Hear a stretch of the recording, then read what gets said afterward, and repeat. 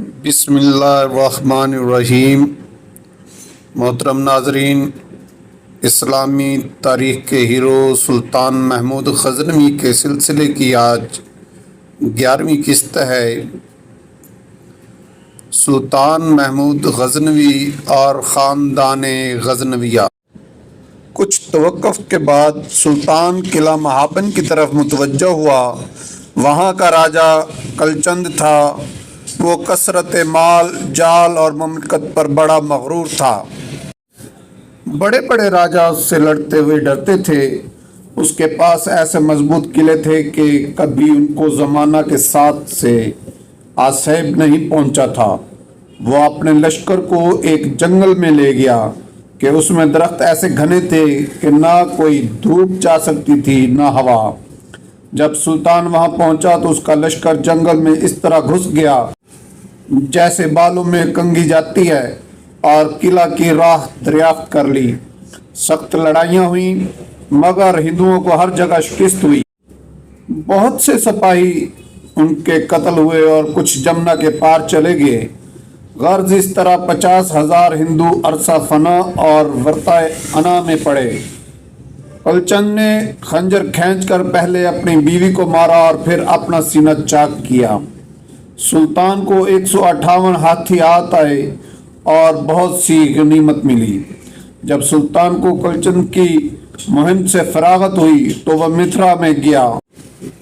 وہاں عمارتیں دیکھی جن کو یہاں کے لوگ کہتے تھے کہ وہ آدمیوں نے نہیں بلکہ دیوتاؤں نے بنائی ہیں۔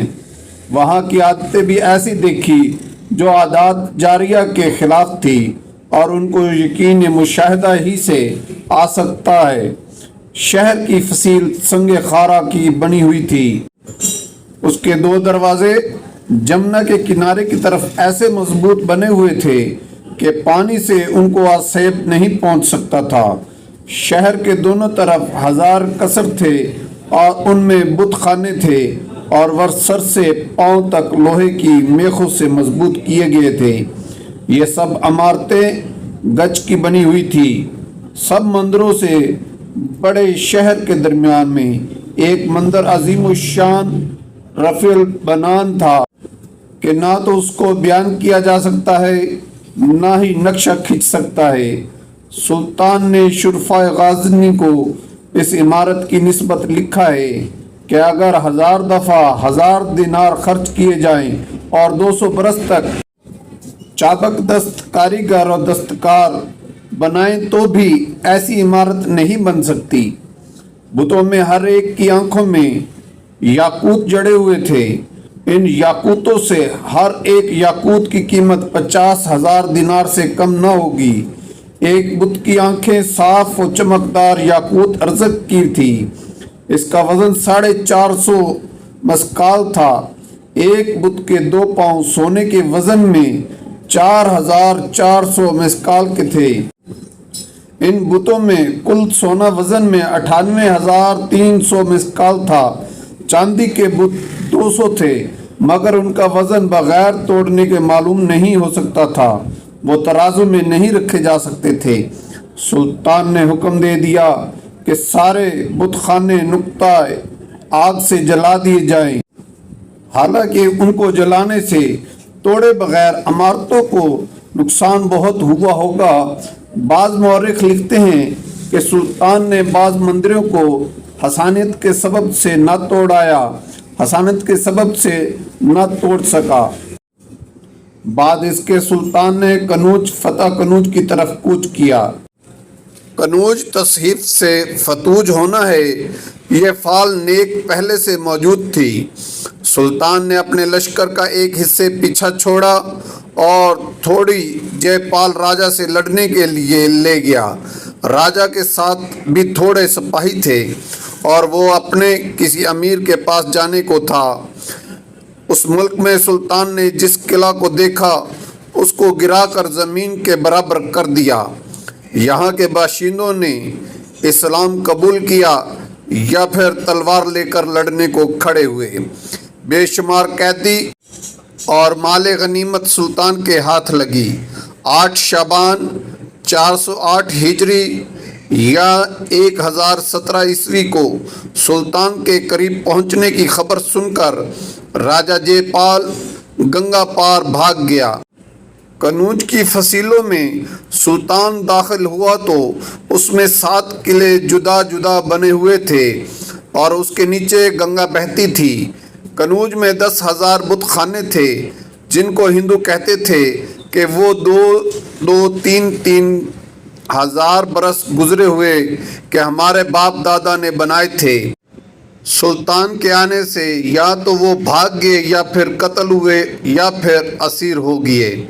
کنوج کی تعریف ہندو مسلمان دونوں کرتے ہیں، مگر اس کی وجہ کوئی نہیں معلوم ہوتی کہ یہ شہر کیوں دولت سے مالا مال اور باشان شکوہ گنا جاتا تھا۔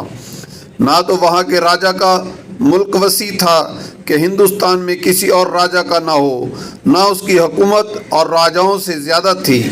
اس زمانہ میں کنوج کے مورخ یہ بیان کرتے ہیں کہ اس شہر کی پناہ 15 کوس کے گردے میں تھی، 30,000 قبولیوں کی دکانیں تھیں، راجہ کے پاس 5 لاکھ پیادے تھے، 30,000 سوار تھے، 80,000 زرہ پوش تھے۔ اصل حال معلوم ہونا دشوار ہے، مگر ان مورخوں کے بیان میں مبالغہ معلوم ہوتا ہے۔ کنوج کی خواہ پہلے شان کچھ اور ہو، مگر اب تو وہ قصبہ کہنا ہے۔ البتہ اس کے گرد عمارات کے کھنڈر باقی ہیں جو ارباب بصیرت کو عبرت دلاتے ہیں۔ اب اوپر جو بیان کنوج کی فتح کا لکھا ہے وہ تاریخ یمینی سے لکھا ہے، اور تاریخوں میں یہ لکھا ہے کہ کنوج کا راجہ کنور رائے سلطان کے لشکر کی عظمت اور شوکت دیکھ کر دنگ رہ گیا، اور سوائے اس کے کہ کچھ بننا پڑی کہ رومال سے ہاتھ باندھ کر ماں اپنے اہل و عیال کے سلطان کے حضور میں حاضر ہوا۔ سلطان نے اس پر بہت لطف و کرم کیا اور کسی طرح کی اذیت نہ پہنچائی۔ خود 3 روز تک مہمان رکھا اور اس سے وعدہ کیا کہ اگر کوئی دشمن تم کو ستائے گا تو ہم خود تمہاری مدد کریں گے۔ چنانچہ اس نے وعدہ کا ایفا بھی کیا۔ پھر سلطان منجوے کی طرف متوجہ ہوا۔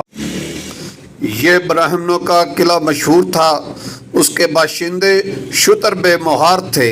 وہ مقابلہ کے لیے کھڑے ہوئے، مگر جب مقابلہ نہ کر سکے اور ان کو یہ بھی یقین تھا کہ مسلمان ہم کو جیتا نہ چھوڑیں گے، تو وہ فصیلوں پر سے کود کر بھاگنے لگے، مگر اس طرف کودنے میں پاش ہو کر مر گئے۔ امید ہے ناظرین آپ کو میری یہ تاریخی حوالے سے جو میں کوشش کر رہا ہوں کہ آپ تک تاریخی حوالے سے اپنے اسلامی ہیرو کو پیش کیا جائے، آپ یہ ویڈیو پسند کر رہے ہوں گے، اور یہ سلسلہ پسند کرتے ہوئے میرے چینل کو سبسکرائب کر دیجئے۔ شکریہ، تاکہ آپ تک بلا تعطل پہنچتی رہیں۔ یہ شہر منجوے پرانا شہر منجواؤں نجم کی فتح معلوم ہوتا ہے، جس کے کھنڈر کانپور سے جنوب میں 10 میل کے فاصلہ پر پڑے ہیں۔ وہ کنوجی برہمنوں کا مرکز ہے۔ پھر سلطان قلعہ آسی یا آسونی کی طرف متوجہ ہوا۔ یہاں کا حاکم چنڈیل بھور تھا۔ وہ ہندوؤں کے امیروں اور سپہ سالاروں میں سے تھا اور ہمیشہ فتح پاتا تھا۔ اس قلعہ کے گرد گھنا جنگل تھا اور اس میں سانپ بھرے ہوئے تھے جن پر کوئی منتر نہ چلتا تھا، اور ایسا اندھیرا رہتا تھا کہ چاندنی اس میں دکھائی نہیں دیتی تھی۔ بڑی چوڑی اور گہری خندق قلعہ کے گرد تھی۔ چنڈیل بھور نے جب سلطان کے آگے بڑھنے کی خبر سنی تو اس کے دل میں بڑا ہول اٹھا۔ اس نے جان لیا کہ موت منہ کھولے میری طرف آ رہی ہے، اسی لیے وہ بھاگا۔ سلطان نے اس کے 5 قلعوں کو منہدم کرنے کا حکم دیا۔ انہی کے ملبوں کے نیچے باشندے دب کے رہ گئے، سپاہی قتل اور اسیر ہوئے، ان کا مال و اسباب لوٹا گیا۔ یہ قلعہ آسونی گنگا کے گوشہ شمالی مشرق میں فتح پور سے 10 میل پر ہے۔ یہ بہت پرانا شہر ہے۔ اس کو سونی کمار نے، جو سورج کا بیٹا تھا، بنایا تھا۔ اس نے یہاں بلیدان کیا اور اس شہر کو اپنے نام پر آباد کیا تھا۔